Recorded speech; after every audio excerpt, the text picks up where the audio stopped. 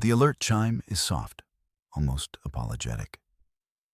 It cuts through the sterile hum of the outpost. You look up from your console. A single red glyph pulses on the main screen. It is a summons, a rare one. Most problems in the sector are handled by field mechanics, or by routing more power. You are neither of those things. You are a nurse. And your patient is a world. The summons came from a distant system, a listening post on the galaxy's edge. Their message was brief. It was filled with a quiet panic. They sent a single data stream, a planet's pulse. You watch it now on your screen. The line is weak, erratic. It fades like a dying star. Each beat is a struggle. Each pause is an eternity. This is why they called you. You are a star-born healer. Your work is not with flesh and bone. You mend the wounds of entire worlds. You soothe the fevers of molten cores. This outpost, this tiny bubble of light and air, is your hospital. And a new patient has just been admitted. You accept the summons without a word. Your ship is already waiting. The journey is a quiet one. Your vessel slips through folds of space-time. Stars streak past like scattered diamonds. You sit in the cockpit's command chair. The outpost is far behind you now. Yet the feeling of its sterile silence remains. It is a place of waiting, of watching. Now you move toward action. Your senses are sharp. They are attuned to things others miss. You close your eyes. You reach out with your mind, not your instruments. There it is, a faint vibration. It travels across the silent void. It is a frequency of pure distress. This is no solar flare. It is no gravimetric anomaly. This is a cry, a silent cry from a world in agony. It is a planet's last sigh. The vibration shivers through your bones. It is a cold and lonely feeling. The ship's advanced sensors detect nothing. They register only the quiet hum of deep space. But you can feel it. You are tuned to the galaxy's hidden heartbeats. This one is faltering badly. The sound is a whisper of failing light. It is a lament for fields turning to dust. The ship's computer announces your approach. You open your eyes. The feeling does not fade. It grows stronger now, more urgent. The silent cry fills your mind. It is a billion voices screaming at once. Then they fall into a dreadful quiet. You are getting closer. The world's last sigh is becoming a gasp. You must hurry. Your ship breaches the upper atmosphere. The vessel shudders gently. Outside the viewport, a sea of violet clouds. They swirl in slow, mournful currents. This is Oris. The name feels wrong. It speaks of gold, of light.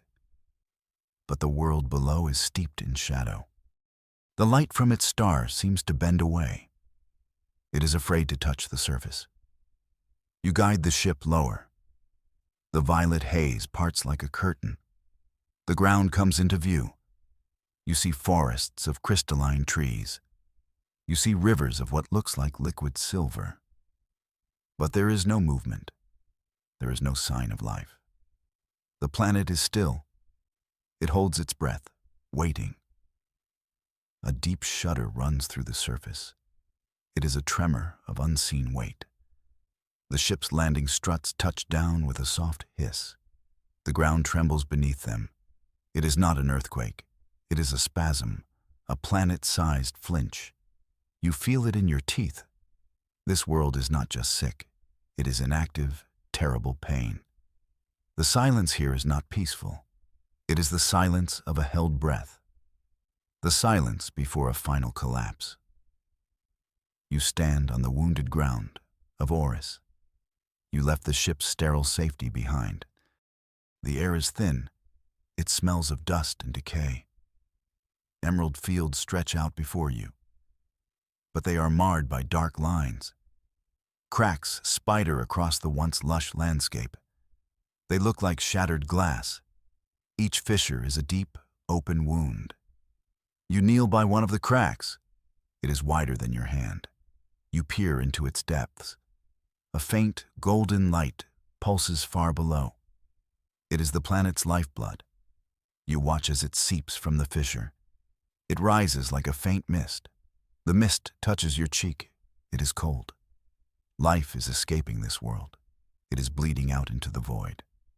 You walk for what feels like hours. The scenery is the same. Wounded fields under a sorrowful violet sky.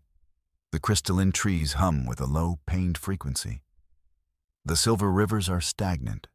They no longer flow. Everything is frozen in a state of quiet suffering. You wonder if you are too late. This is more than a sickness. It is a blight. You find the epicenter of the tremors. It is a great, open plain. Here the cracks are deepest. The golden mist is thickest. It gathers like a fog at your feet. This is the heart of the wound, the place where the pain is born. You know what you must do. You did not bring advanced tools or machines. You only brought yourself. You remove your gloves. The cold air bites at your skin. You kneel again, at the edge of the largest fissure. You take a deep breath. The world's silent cry is a roar here. It threatens to overwhelm you. But you steady your mind. You are a healer.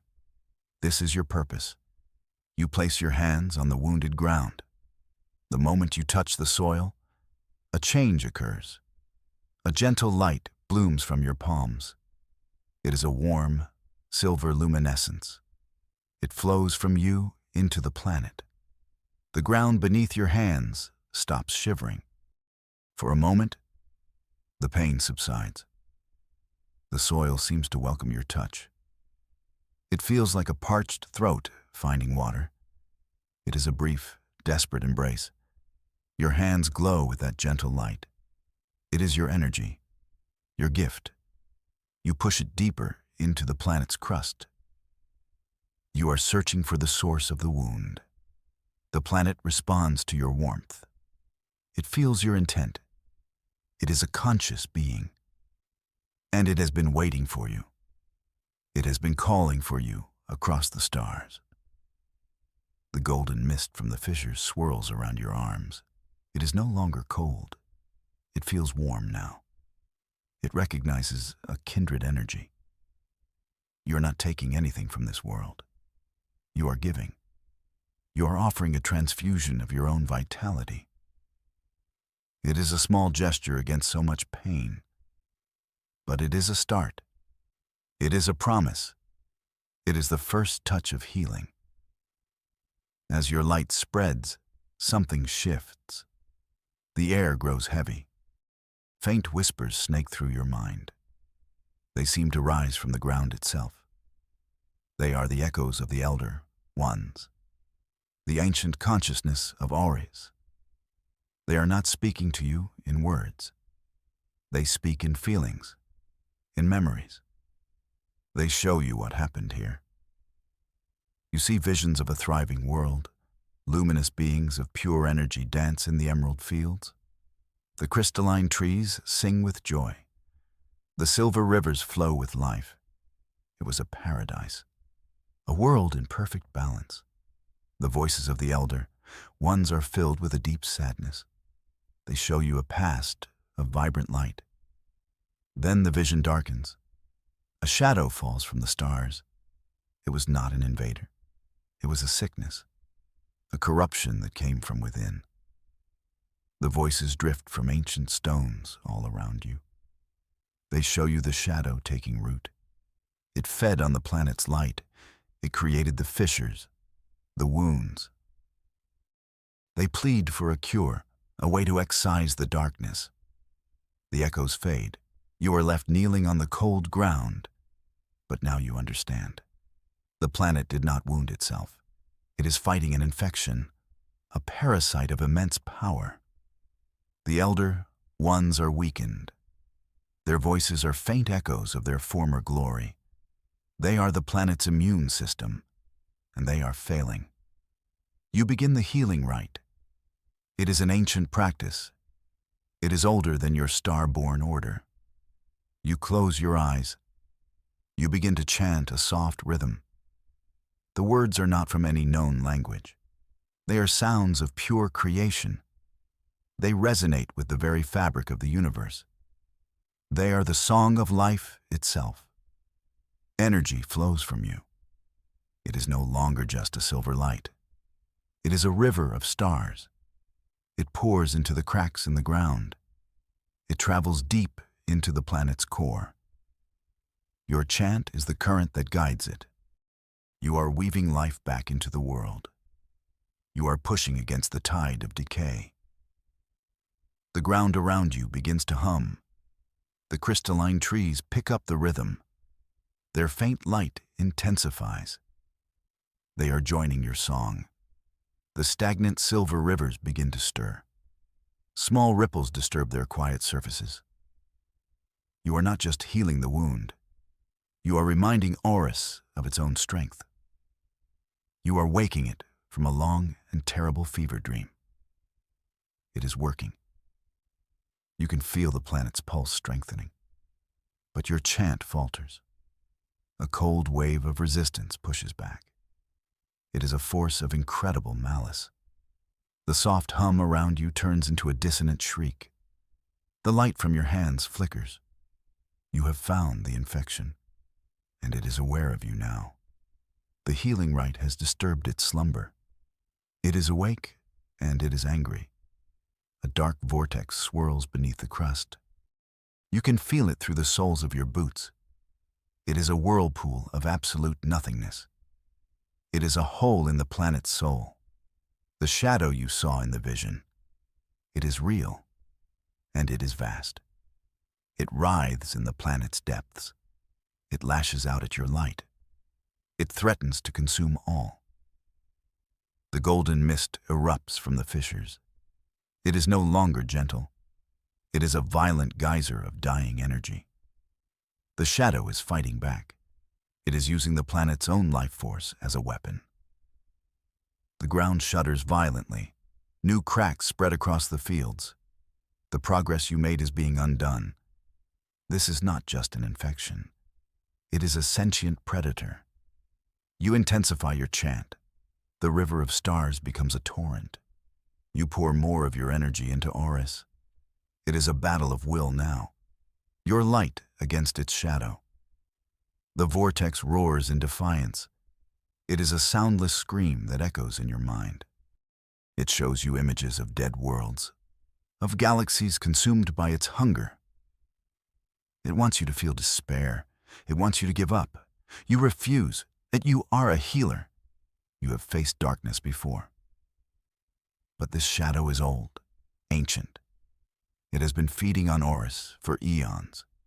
It is deeply embedded in the world's core. It has become a part of the planet. To destroy the shadow might mean destroying the world. There had to be another joke here somewhere. Saving the patient by killing it wasn't exactly a win. You feel a sharp drain on your own energy. The healing rite is taking a toll. Your breath begins to thin. A cold weariness seeps into your bones. The planet feels your struggle. The faint consciousness of the elder. One's returns. It speaks to you again. Not in visions, but with a single, clear request. It asks for more than your energy. It asks for a part of you. The planet needs an anchor. It needs a piece of pure, untainted life. Something the shadow cannot corrupt. Something to rebuild itself around. It is a sacrifice, a choice that cannot be unmade. You would be forever bound to this world. A piece of your spirit would remain here, a permanent part of its structure. You would leave, but not whole. Your vision swims. The dark vortex pulses below. It senses your hesitation. It redoubles its assault. The pain from the planet is immense. You feel it as if it were your own. Your body screams for you to stop, to flee back to your ship, to leave this world to its fate. It is a logical choice. It is the choice of a survivor. But it is not the choice of a healer. You look at your glowing hands. The light is fading. You are failing. The planet asks for part of you. It is the only way. To give a piece of your soul to seal the wound, to become a scar that heals. The choice is made in a single, silent moment. You close your eyes and agree. The moment you consent, everything changes. Horus accepts your offer. Your life force floods into the planet. It is no longer a river you control. It is a willing, total surrender. A binding pulse erupts from you. It is a wave of unimaginable power. The light from your body is blinding. It is the color of a newborn star. Threads of pure light weave through rock and soil. They are extensions of your own being. They are spiritual sutures. They stitch the fissures closed from deep within. The dark vortex shrieks. It cannot consume this light. This light is a part of you, and you are not on its menu. The shadow thrashes against its new prison. Golden fire erupts from the sealed cracks. It is not the planet's escaping life force. It is your own energy, magnified 1,000 times. It burns away the shadow's influence on the surface. The emerald fields are cauterized. The dark lines vanish, replaced by seams of gold. The wound seals with this new fire. The binding is complete. You fall to your knees, exhausted. The light fades from your hands. You feel a new emptiness inside you, a space that can never be filled. But you also feel a new connection. You are part of Horus now, and Horus is a part of you. The planet's pulse is strong and steady. The shadow is not destroyed, but it is contained. It is imprisoned by your sacrifice. A soft wind blows across the plains. It is the first real breeze you have felt on this world. Air ripples back into the valleys. It is clean and fresh. The scent of dust and decay is gone, replaced by something like springtime. The planet takes its first clear breath in centuries. It is a deep, shuddering inhalation of pure relief. You remain kneeling on the golden seams. You watch as life returns. Small creatures stir from a frozen sleep. They are beings of woven light and crystal. They creep out from the now silent forests. They look at you with curious, ancient eyes. The crystalline trees begin to hum again. This time, it is a song of awakening. The silver rivers begin to flow. The stagnant pools of metal ripple and move. They snake across the landscape once more. They carry the planet's renewed energy. You can feel it all. The beat of tiny hearts, the flow of silver streams, the hum of joyful trees. You are connected to every part of this world. The restoration is not just beginning. It is happening all at once. You feel your own breath return to normal. The weariness in your bones remains, but it is mingled with a profound sense of peace. You have given a part of yourself, but in return, you have saved a world. It seemed like a fair trade. Most days you'd be lucky to get a decent parking spot. This was a definite upgrade. From the healed ground, they begin to rise. The elder ones, they are no longer faint echoes. They are fully formed, luminous beings of incredible grace. They are taller than you. Their bodies are woven from the same light as the newborn stars. They emerge from the earth itself. They gather around you in a silent circle. They do not speak in words. They sing. Their harmony is the sound of creation. It is the music of a grateful world. It fills the air. It fills your soul. It speaks of the long darkness. It speaks of the sudden, impossible dawn you have brought. They bow their heads to you. It is a gesture of profound reverence. Their eyes reflect your own heart. In their luminous faces, you see no judgment, only a deep, unending gratitude. They show you a vision of the future. They show you Oris thriving once more. The shadow remains, a sleeping prisoner in the planet's core. But the world will live. It will grow around its scar, your scar. You have become a part of their world, a part of their history. One of the beings steps forward. It reaches out a hand of pure light. It does not touch you, but you feel its warmth. It is returning a small fraction of the energy you gave. Not enough to make you whole. That is impossible now, but enough to help you leave. Enough to continue your journey. It is a gift. A thank you whispered from the soul of a planet. You walk back to your ship. The world around you is alive. The emerald fields are dotted with glowing flora. The crystalline trees chime in the gentle breeze. The golden seams in the ground pulse with a soft, steady light. Your light. It will shine here for eternity. A constant reminder of the day a healer came from the stars. You board the vessel anew. As the ramp closes, you take one last look at Oris. The luminous beings stand watching. They raise their hands in a silent farewell. The violet clouds are gone. The atmosphere is clear. The planet glows with a healthy, golden aura. It is a beacon of life in the silent void. It is your departure's promise.